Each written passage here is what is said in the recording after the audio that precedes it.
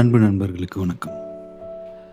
இன்றைக்கி நம்ம சேக்கி புக் மார்க்கில் ரொம்ப நாள் தொடர்ந்து புத்தகங்கள் பார்த்துட்டு வந்தோம். இன்றைக்கி ஒரு படத்தை பற்றி பார்க்கலான்னு தோணுச்சு. ஏன்னா இப்போ தான் அந்த படம் பார்த்துட்டு வந்தேன். மலைக்கோட்டை வாலிபன். இது லிஜோ ஜோஸ் பெலிசேரியோட படம். மோகன்லால் நடிச்சிருக்காரு.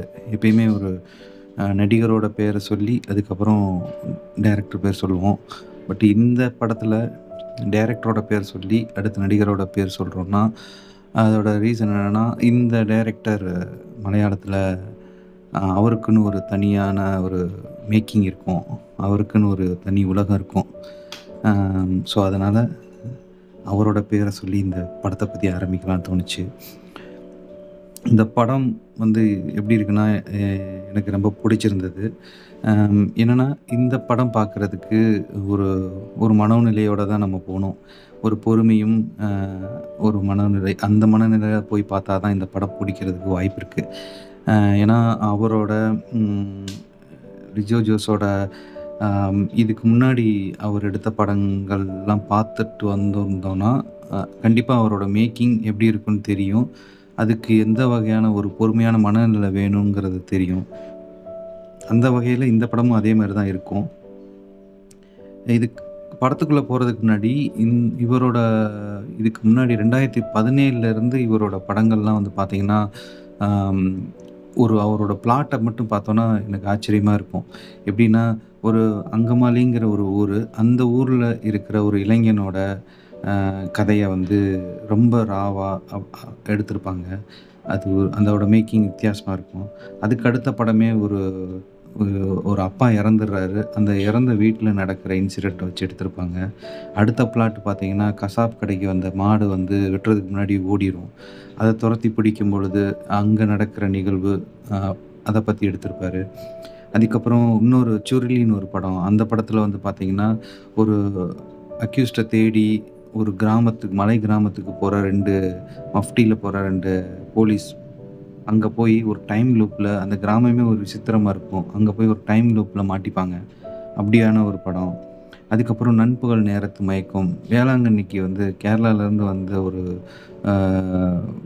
பஸ்ஸில் வந்த ஒரு குடும்பங்கள் திரும்ப ரிட்டர்ன் போகும்பொழுது ஒட்டஞ்சத்திரங்கிட்ட போயிட்டுருக்கும்போது அங்கே ஒட்டஞ்சத்திரம் இருக்கிற ஒரு தமிழ்நாடுல இருக்கிற ஒரு கிராமத்தில் இருக்கிற ஒரு ஆவி ஒருத்தருக்குள்ளே புகுந்துருச்சுன்னா எப்படி அவர் பிஹேவ் பண்ணுவாருங்கிற மாதிரி ஒரு பிளாட்டு. இப்படி வித்தியாசமான, இந்த மாதிரிலாம் நம்ம யோசிச்சிருக்கவே மாட்டோம். அப்படியான ஒரு பிளாட் இருக்கும். அதே வகையில் இந்த மாதிரி எடுக்கிற ஒரு டைரக்டர் ஒரு ஹிஸ்ட்ரி மூவி இல்லைனே ஒரு காமிக்ஸ் நீங்கள் ஒரு படித்தோன்னா எப்படி இருக்கும், அது மாதிரி ஒரு ஃபேண்டஸியான ஒரு மூவியோட ஒரு பிகினிங் மாதிரி எடுத்துக்கலாம். இதை ஃபேண்டசி மூவின்னு இப்போ சொல்ல முடியாது, ஒரு பிகினிங்காக எடுத்துக்கலாம்.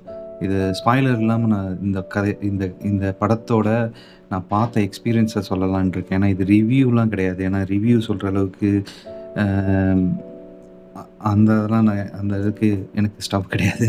ஸோ நான் பார்த்த எக்ஸ்பீரியன்ஸை இங்கே சொல்லலான்னு தோணுச்சு. ஏன்னா இதுக்கு முன்னாடி அவரோட படங்கள் பார்த்துட்டு வந்த அந்த அனுபவத்தை வச்சு இதை சொல்லலான்னு தோணுச்சு. வாங்க இந்த படத்தை பற்றி பார்க்கலாம்.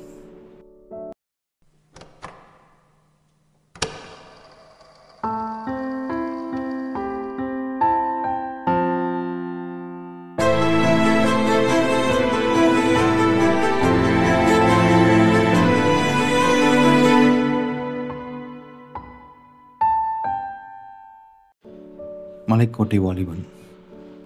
இந்த படம் ஒரு பெரிய வீரன், அவரோட ஆசான் ஒருத்தர், ஐயனார்னு ஒருத்தர் இருக்கார். கூடயே வர ஒரு சின்ன பையன் ஒரு கேரக்டர். இவங்க ஒவ்வொரு ஊராக பயணப்பட்டு அவங்களோட வீரத்தை பற்றி சொல்லி அங்கே அவங்களோட வீரத்தை நிலைநாட்டிகிட்டே வராங்க. இப்படி வரும்போது ஒவ்வொரு பகுதியாக வர்றது தான் இந்த கதையே. இந்த கதை அவ்வளோதான். இதுக்கப்புறம் அந்த போகிற இடங்களில் நடக்கிற அந்த போர், சண்டைகள், அதோட அனுபவங்கள் தான் இந்த கதையாக இருக்கும். இதோட கிளைமேக்ஸில் ஒரு பார்ட் இருக்கும். அதை நான் சொல்லக்கூடாது, ஏன்னா ஸ்பாய்லர் ஆகிடும். ஸோ அதை நீங்கள் பார்த்து தெரிஞ்சுக்கங்க. இதுக்கப்புறம் இந்த படத்தில் எனக்கு என்னென்ன பிடிச்சிருந்ததுங்கிறத சொல்லலாம்னு தோணுச்சு. என்னென்னா, இந்த படத்தோட ஃபஸ்ட்டு அ மியூசிக் பிரசாந்த் பிள்ளை. அ லிஜோ ஜோஸோட இதுக்கு முன்னாடி படங்கள் பார்த்துருந்தோம்னா தெரியும். ஜல்லிக்கட்டு, அங்கமான் டைரீஸ் இதுல எல்லாத்துலயும் ஒரு சவுண்ட் வந்து ஒரு யூனிக்கா இருக்கும்.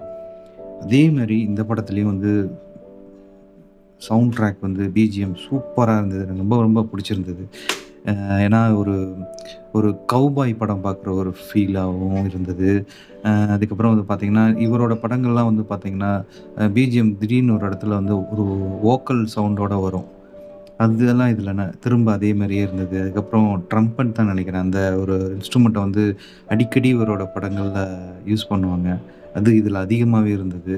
BGM super. வந்து அதுதான் அந்த படத்த வந்து ஒரு வேற ஒரு ஒரு தளத்துக்கு எடுத்துட்டு போன மாரி எனக்கு தோணுச்சு. இதில நெறையா இடங்கள் சொல்லலாம். அ அந்த மலைக்கோட்டை வாலிபனுக்குன்னு ஒரு ஒரு தீம் ஒண்ணு இருக்கும். அவர் வரும்போதெல்லாம் அந்த ஒரு தீம் வந்து கௌபாயோட தீம் மாரி வரும். அது செம்மையா இருந்தது. அது அந்த அந்த படத்துக்குன்னு ஒரு அ அந்த கேரக்டருக்குன்னே அது ஃபிட் ஆன மாரி இருந்துச்சு. எப்படி சொல்றேன்னா, ஒரு ஜேம்ஸ் பாண்டோ, இந்த மாரி ஒரு சில படங்கள்லாம் வந்து அதுக்குன்னு ஒரு இண்டியானா ஜோன்ஸ் இதுக்கெல்லாம் ஒரு டோன் இருக்கும்ல. அந்த கேரக்டருக்குன்னு ஒரு டோன் இருக்கும்ல. அந்த இது அப்படியே இங்க ரிஜிஸ்டர் ஆயிருந்தது. இந்த இதில நல்லா இருந்துச்சு. அதே மாரி. அதுக்கப்புறம் பார்த்தீங்கன்னா, இந்த பிஜிஎம்ல வந்து ஒரு இடத்துல ஒரு வார் சீக்வென்ஸ்ல நடுவுல ஒரு எப்படி சொல்றது? ஒரு வின்டேஜ் ஒரு 70ஸ், 80ஸ் பிகினிங்ல இருக்கிற ஒரு ஹிந்தி படத்துல வர பிஜிஎம் மியூசிக் மாரிலாம் இருந்தது. நல்லா வித்தியாசமா அத ட்ரை பண்ணியிருந்தாங்க. அதுக்கப்புறம் இதோட சினிமாட்டோகிராஃபர் வந்து மது நீலகண்டன். வாய்ப்பே இல்ல. இந்த படம் வந்து ஒரு லேண்ட்ஸ்கேப்ப வந்து ஃபிக்ஸ் பண்ணி எடுத்திருக்கிறாங்க. கிட்டத்தட்ட ஒரு பாலை நிலம்னு எடுத்துக்கலாம். வறண்ட நிலமான அதாவது ராஜஸ்தான் ஏரியா மாரி இருக்குன்னு வச்சுக்கங்களேன். அங்க இருக்கிற மலைகள், அ அந்த ம் அந்த ஒரு வறண்ட நிலமா இருக்கும்ல. அத பேஸ் பண்ணி எடுத்திருக்கிறாங்க. இந்த நிலத்துக்கு பகல் நேரத்திலயும், இரவு நேரத்திலயும் இவர வந்து எடுத்திருக்கிற விதம் அருமையா இருக்கும். முதல்ல வந்து ஒரு செம்மண் ஏரியா மாரி இருக்கும். அதுக்கப்புறம் இன்னொரு ஏரியா போம்போது, அங்க வந்து ஒரு ஆங்கிலேயர் ஆட்சிகள் நடக்கும்பொழுது, அவங்க வந்து அந்த ரெட்டு வந்து பொடி தூவுன மாரி அந்த சீக்வென்ஸ்லாம் இருக்கும். அது வந்தோட மேக்கிங்கும், அதுக்கப்புறம் இன்னொரு இடத்துல வந்து ஒரு மங்களகரமான நிகழ்வு நடக்கும்போது, ஃபுல்லா மஞ்சளாவே இருக்கும். ஒரு தீமாவே இந்த படங்களோட சினிமாட்டோகிராஃப் வந்து இருந்தது. அது மேக்கிங்கும் அப்படி இருந்தது. அதுக்கேத்த மாரி அவரோட ஃபோக்கஸிங்கும் எப்படி சொல்றது? இரவு நேரத்தில வந்து நிலவ காமிக்கிறதும், அந்த மாரி சீக்வென்ஸு. இவரோட படங்கள்ல ஒரு லாங் ஷாட் வரும். ஒரு கன்டினியூஸா நெறையா ரொம்ப நேரம் ஒரு ஷாட்ட காமிப்பாங்க. அதெல்லாமே இந்த படத்துலயும் இருக்கு. இதுல நெறையா இது சொல்லலாம். அ அதுக்கப்புறம் வந்து பார்த்தீங்கன்னா, இந்த படத்தோட நடிச்சவங்கள பத்தி சொல்றதுக்கு முன்னாடி இன்னொன்னு என்னன்னா, இந்த படத்த தியேட்டர்ல நான் போய் பார்த்தேன். தியேட்டர்ல வந்து பார்க்குறதுல ஒரு ப்ளஸ் என்னன்னா, இந்த படம் வந்து ஒரு பாலை நிலம் மாரி இடங்கள்ல இருக்கிறனால, ஒரு காற்று வந்து அந்த பாலை நிலத்தில ஒரு எப்பயுமே ஒரு ஒரு சவுண்டோட காத்து வீசிட்டே இருக்கும்ல.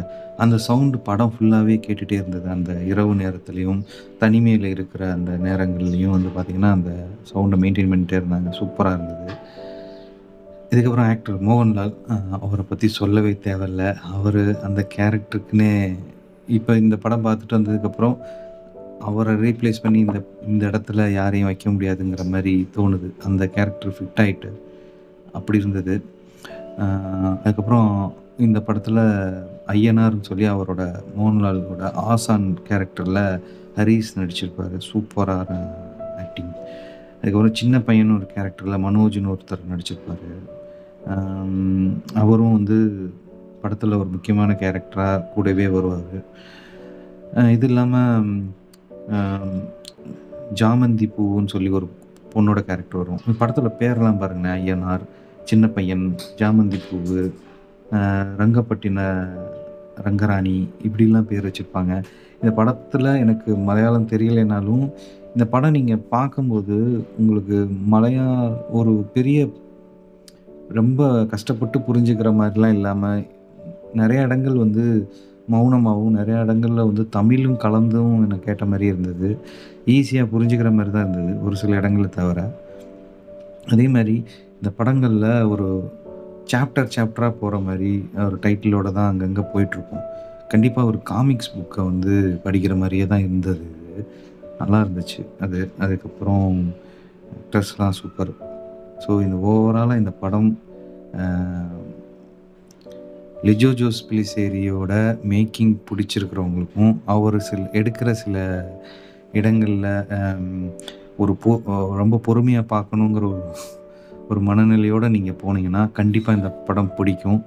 அ ஏன்னா, ரொம்ப ரொம்ப ஸ்லோவா எடுக்கிற மாரி இதுக்கு முன்னாடி சில படங்கள்லாம் எடுத்திருப்பாரு. ரொம்ப புரியாத மாரியும் இருக்கும். ஆனா இந்த இது அந்த இதில மாரிலாம் இல்லாம, இந்த டைரக்டர் இவ்வளோ தீம் எடுத்திருக்கிறாரு. இவ்வளோ பிளாட்ல எடுத்திருக்கிறாரு. அது இல்லாம இப்போ வந்து ஒரு ஃபேண்டசி மாரியும், ஒரு ஹிஸ்ட்ரி மாரியும், ஒரு எப்படி ஒரு லிஜோ ஜோஸ் பிலிசேரி வந்து ஒரு காமிக்ஸ் புக் வந்து ரெடி பண்ணா எப்படி இருக்கும்? அது மாரியும் இருந்தது. ரொம்ப இன்ட்ரஸ்டிங்கா இருந்தது. கண்டிப்பா அந்த படத்த தியேட்டர்ல பாருங்க. நான் தியேட்டர்ல பார்க்கும்போது எனக்கு தெரிஞ்சு ஒரு 5லேருந்து 6 பேர் தான் இருந்தோம். ஆனா இது ஒரு நல்ல அருமையான படம். கொஞ்சம் பொறுமையான மனநிலையில தான் போணும். ஏன்னா இந்த படம் இப்படி தான் இருக்குங்கிற ஒரு மைண்ட் செட்டோட தான் நான் போனேன். அதனால எனக்கு இந்த படம் பிடிச்சிருந்தது. ஆ புதுசாவோ, ஆர்டினரியா போனீங்கன்னா, இந்த படம் எப்படி இருக்குங்கிறது சொல்ல முடியாது.